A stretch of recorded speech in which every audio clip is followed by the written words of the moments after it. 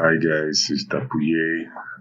Welcome to Rare Reality Radio. So I was looking at the rivers, the rivers of Africa, and I was fascinated by the Nile, particularly. Right, the Nile is like the longest single river in the world. Okay, we have everything. We have it all in Africa. We have the highest single standing mountain. We have the longest river. And something struck me. Aside the connection, aside this river connecting across like most parts of the continent, all of the continent, you know, which suggests that we are one people because people migrate along the rivers, especially because the river, you know, sustains life. Okay. The thing that really struck me is that the map is upside down. Okay. And I was wondering, is this a coincidence or something? And then I looked it up and then I saw it was a deliberate act, you know, just to assert superiority of Europe over Africa. Okay. So what's the proof?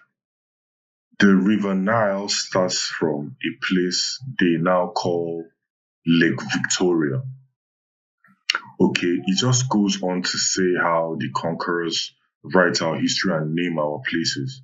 Okay, because how can you um, go to a place and then say you discovered it and give it your name?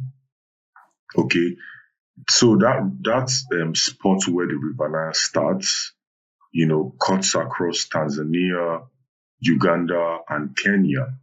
Okay, so they have like different names for it. There's Nalubale, there's Ukerewe, and then there's Nyanza.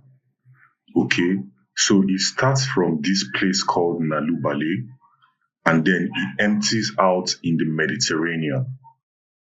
The Mediterranean is up north. It is impossible for the river to flow against gravity. It is not possible, right? So it has to be upside down.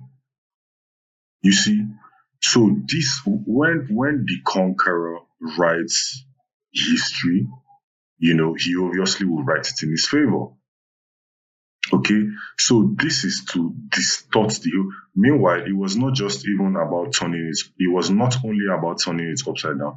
It was about the actual size, of this space, right? So every country in the world can fit into Africa very comfortably.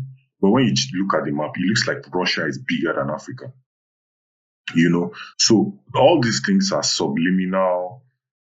So you see Europe as up, and so they refer to third world nations now as the global south, like those at the bottom. Meanwhile, that is not the case. Okay, so it is very important to look into these things and study our history and know who we really are, because this narrative of the European supremacy has given us so much inferiority complex that everything else is neglected or subjugated, even and especially by us.